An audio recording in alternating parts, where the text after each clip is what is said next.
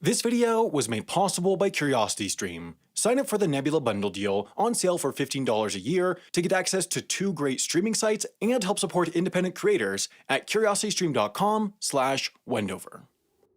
COVID-19, a virus orders of magnitude smaller than a particle of dust, has turned daily life on Earth into something deeply unfamiliar. In the 10 or so months since it first emerged, the virus has settled at a steady clip of killing 5,000 people per day, or nearly 1 million total, currently. It has played havoc with the world economy, plunging the globe into the worst economic crisis since World War II. It has interrupted an era of mounting globalization and pushed us into a more insular, nationalistic state. The effects of this virus are truly all-encompassing and consistently dreadful. But time has bestowed upon us a reward for our patience. We are potentially nearing the beginning of the end, meaning we could now be at the end of the middle. That end of this virus will take far longer than the beginning. We're likely far from halfway through the pandemic in terms of time, but the slow decline in dreadfulness is potentially on the horizon. That's because a vaccine is coming. There was previously a period of doubt on whether an effective vaccine could be developed. It was never a sure shot. But all indications currently suggest, given the unprecedented extent of scientific effort, that it is indeed coming. The only and paramount question is when. Right now, in September 2020, all attention is focused on the late October, early November timeframe. That's the earliest possible moment when any of the frontrunner vaccines from major manufacturers including AstraZeneca, Pfizer, and Moderna could enter regulatory review. If all the data confidently point to the vaccine exhibiting an acceptable level of safety and effectiveness, it is possible that one of these will then be granted emergency use authorization by the American FDA or its equivalent by other major national regulators. It's worth noting that this is far from a sure shot, but experts do say that having a vaccine in 2020 is a less than long shot possibility. However, it is almost certain that you will not be injected by a COVID-19 vaccine in the year 2020.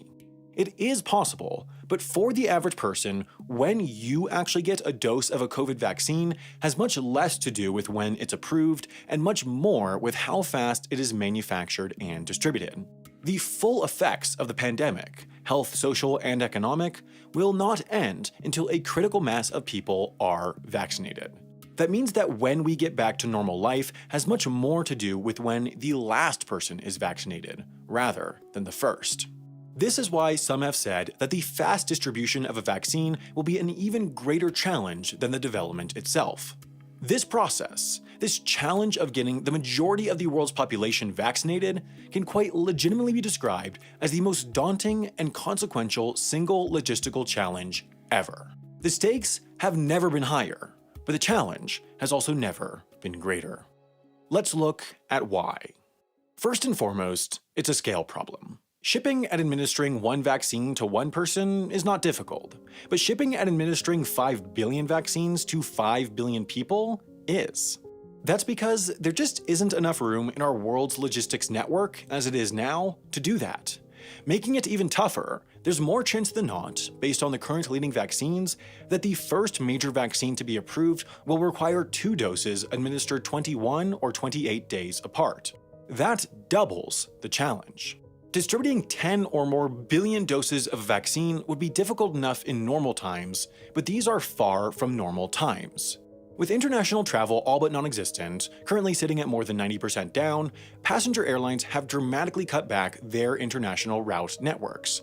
Now, this is an issue because traditionally, some 50% of pharmaceuticals are shipped in the belly hold of passenger aircraft rather than on dedicated freighters, as this can help them get closer to their final destination faster. With limited passenger service, overall cargo capacity is down about 30%, while cargo demand is only about 15% down, meaning there is already a supply crunch. This has led to existing dedicated freighter aircraft being used more, additional dedicated freighters coming into service, but still, due to constrained supply, a dramatic increase in shipping costs.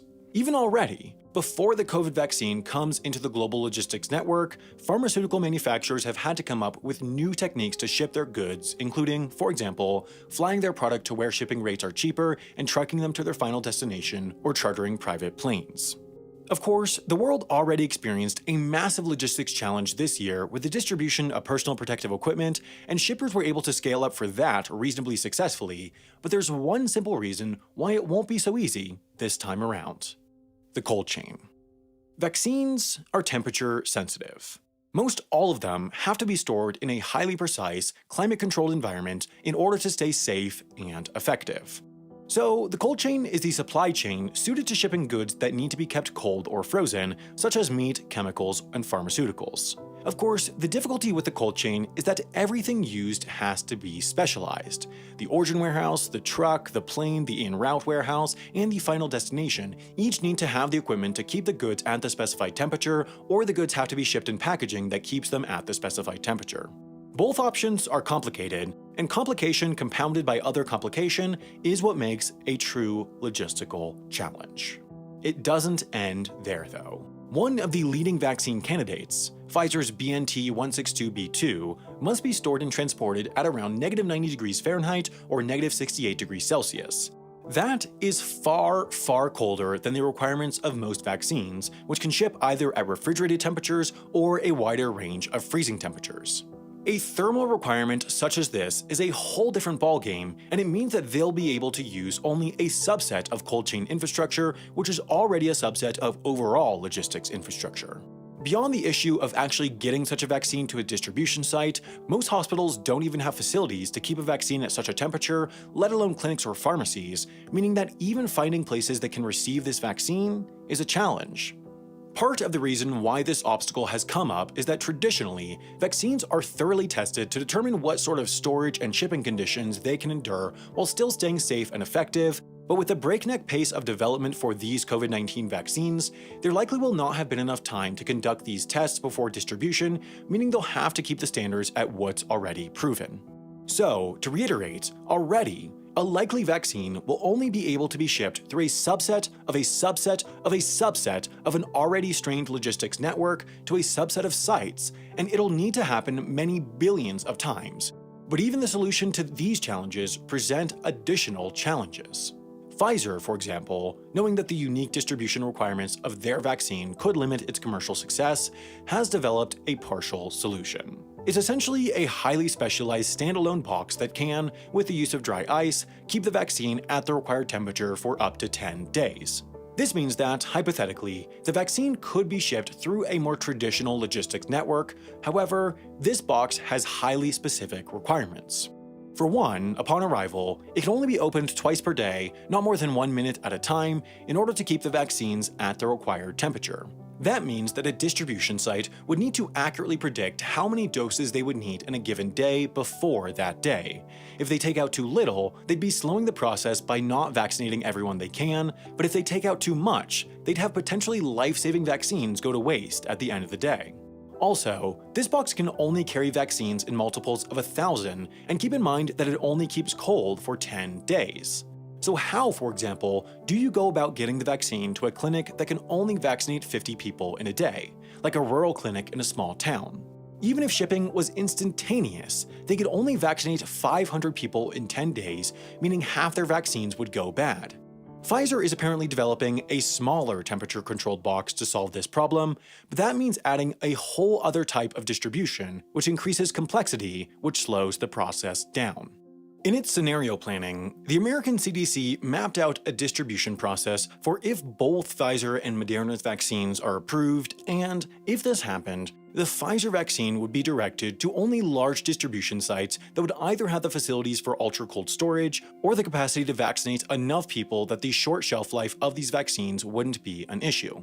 Then, the Moderna vaccine, which only requires traditional freezer temperatures, would be directed to smaller sites with less advanced facilities. This would certainly create a scenario in the US, and likely elsewhere, where the Pfizer vaccine would be primarily distributed to people in cities, while the Moderna vaccine would be the vaccine of choice for rural areas.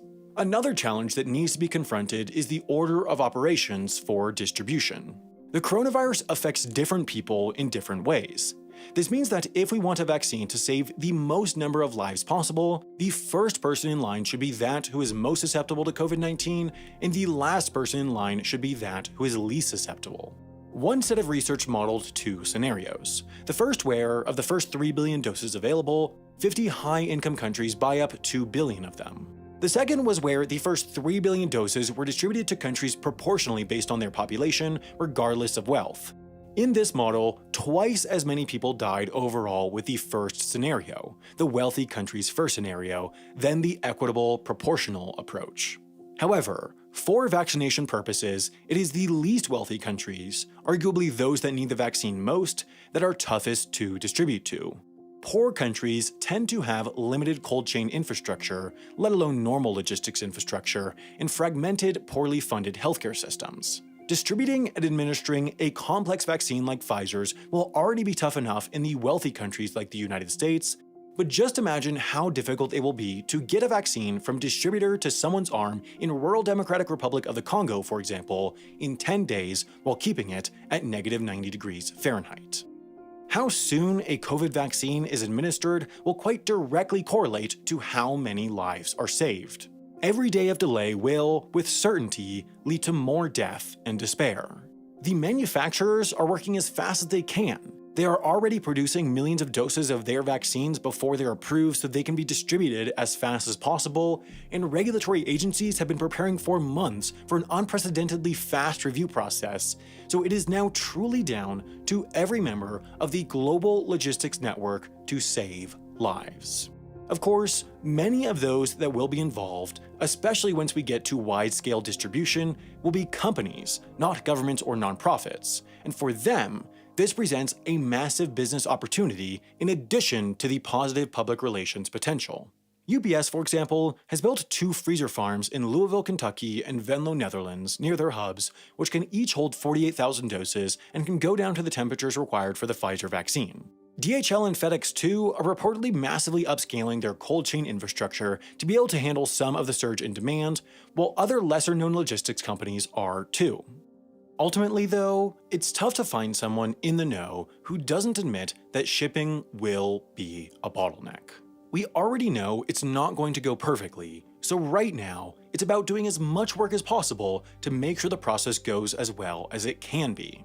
This will come down to making sure that as much planning work as possible is done now, before the vaccine is approved, so that distribution can happen as fast as possible when that does happen. Now is the time to figure out how and where the vaccine will be distributed.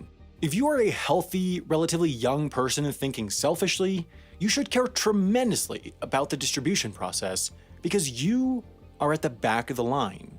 When you get your shot, when you get to start letting your guard down, has everything to do with how fast everyone in front of you gets theirs, and how fast they get theirs will also impact how many of them will die. We know this process will not be perfect, and it wouldn't be reasonable to ask for perfect given the complexity of the challenge, but if we truly put every effort into planning and preparing for this now and create a system that orders people by need rather than wealth, we can at least know, at the end of this, that no lives could have been saved if only the vaccine got to them faster. For our collective consciousness, looking back far in the future, this moment will be defined not by when we get to go back to concerts or parties or the gym, but rather by how many lives we saved when confronting what is hopefully the greatest global challenge of this generation. As you've heard before, the point of Nebula, the streaming site that I and other independent creators founded, is to make a greater variety of content types possible. For example, I know many of you were fans of my and Brian from Real Engineering's old podcast, Showmakers, where we interviewed different educational creators about their background, story, and process, but the financials of that show just didn't work, so we stopped it. Nebula, however, has made it possible for us to relaunch it, so we've done exactly that. Showmakers is now a Nebula original podcast.